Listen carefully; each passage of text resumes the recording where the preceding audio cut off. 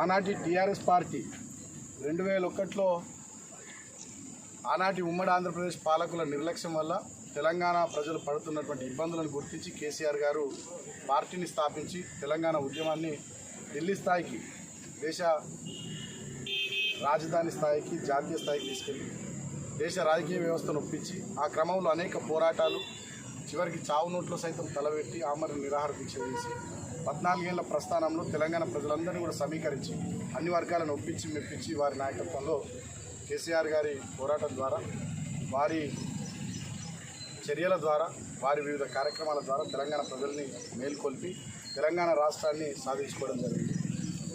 తెలంగాణ రాష్ట్ర సాధన కోసమే పుట్టినటువంటి ఈ పార్టీ రాష్ట్రాన్ని సాధించుకున్న తర్వాత 2 టర్ములు తెలంగాణ ప్రజల ఆశీర్వాదంతో తెలంగాణలో అధికారాన్ని కూడా సంపాదించి ఈ 2 టర్ములు దేశంలోనే అగ్రగామి రాష్ట్రంగా తెలంగాణను తీర్చిదిద్దడం కేసీఆర్ గారి నాయకత్వంలో అటు సంక్షేమంలో కానీ, ఇటు అభివృద్ధిలో కానీ, వివిధ రంగాల్లో బహుముఖంగా తెలంగాణను అద్భుతంగా అభివృద్ధి కూడా చేయడం జరిగింది. అందుకనే ఉమ్మడి ఆంధ్రప్రదేశ్లో 2014కు ముందు తెలంగాణ అన్ని రంగాల్లో వెనుకబడి ఉన్నటువంటి తెలంగాణ రాష్ట్రంగా సిద్ధించిన తర్వాత పంటల దిగుబడిలో పంజాబ్ను తలదన్నే విధంగా ఎదగడం జరిగింది. ఐటీ ఎగుమతుల్లో బెంగళూరును దాటిపోయి ఎదగడం జరిగింది. అదేవిధంగా ఏరోస్పేసు, defence, pharma, real estate, electronics, hardware తదితర రంగాల్లో దేశానికే తలమానికంగా తయారైంది.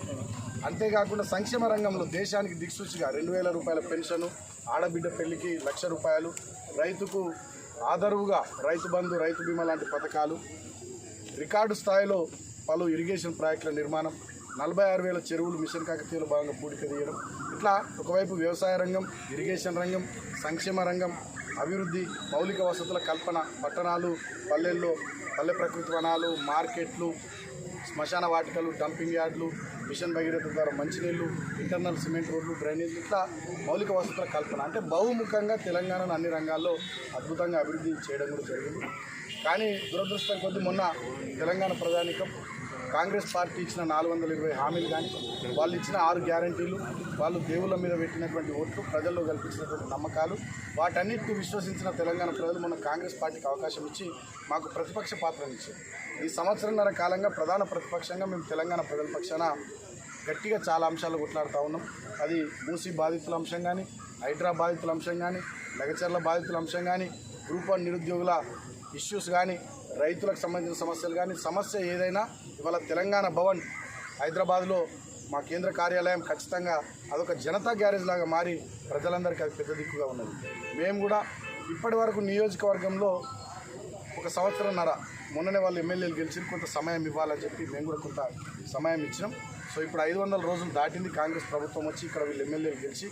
కానీ వీళ్ళ మంత్రి పదవుల మీద ఉన్నటువంటి శ్రద్ధ వీళ్లకు నియోజకవర్గ అభివృద్ధి మీద లేదు.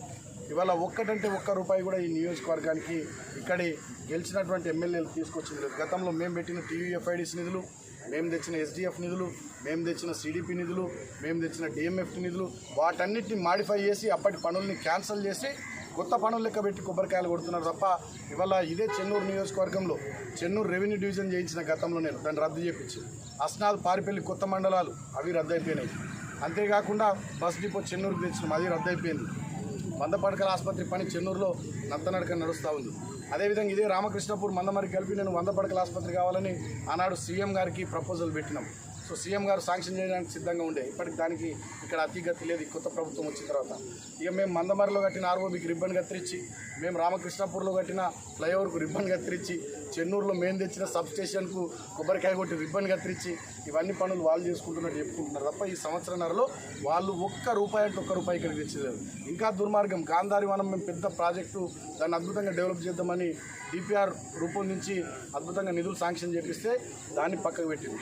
ఇక్కడనే integrated veg and non veg market Ramakrishnapur దాన్ని పక్కన పెట్టింది. అదేవిధంగా కొన్ని మహిళా భవనాలు, కొన్ని గ్రంథాలయాలు ఆర్కేపీలో మేము తీసుకొస్తే వాటిని పక్కన పెట్టింది. ఇక్కడ జ్యోతినగర్ దగ్గర పార్కును దాన్ని పక్కన పెట్టిరు. ఇక్కడ డబుల్ బెడ్రూమ్ ఇల్లు 296 కట్టినాం, పూర్తయినాయి, అవి ఇచ్చే దిక్కు లేదు. గతంలో ఇక్కడ ఎమ్మెల్యే గారు ఎన్నికల సందర్భంలో 45,000 ఉద్యోగాలు ఇస్తున్నాడు, అది దిక్కులేదు. పెద్ద పరిశ్రమ పెట్టిస్తున్నాడు, అది దిక్కులేదు. అదేవిధంగా అన్ని స్కిల్ డెవలప్మెంట్ సెంటర్లు అంతటా ఏర్పాటు చేపిస్తామని చెప్పారు, దానికి దిక్కులేదు. అంతేకాకుండా ఇంకా అనేక రకాలైనటువంటి కార్యక్రమాలు వాళ్ళు చేస్తామని చెప్పారు. ఏవి కూడా చేస్తారు. అగ్రికల్చర్ యూనివర్సిటీ అన్నారు, మైనింగ్ యూనివర్సిటీ అన్నారు, వాటికి అతిగతి లేదు. ఇదే సింగరేణి కోల్బెల్ట్ ఏరియాలో జీవో 76 ద్వారా ఆనాడు ఖాళీ స్థలాలు ఇల్లు కట్టుకున్న వాళ్ళకు 40,000 కుటుంబాలకు మేము పట్టాలు ఇప్పించినాం రామకృష్ణపూర్లో. ఇప్పటి వరకు సంవత్సరాల కాలంలో ఒక్క పట్టా అంటే ఒక్క పట్టా కాంగ్రెస్ ప్రభుత్వం వచ్చిన తర్వాత ఇచ్చిన పాపనవ్వలే. ఆనాడు 9 మంది మంత్రులను తీసుకొచ్చి 9 విడతల్లో 4,000 కుటుంబాలకి ఇక్కడ పట్టాలు ఇప్పిస్తే జీవో 76 ద్వారా ఇప్పటికి ఒక్కరికి పట్టా ఇప్పియకపోగా అసలు ఏం కార్యక్రమాలు కూడా ఒకటంటే ఒక అభివృద్ధి కార్యక్రమం కూడా ఇక్కడ చేస్తలేదు. వాళ్ళన్న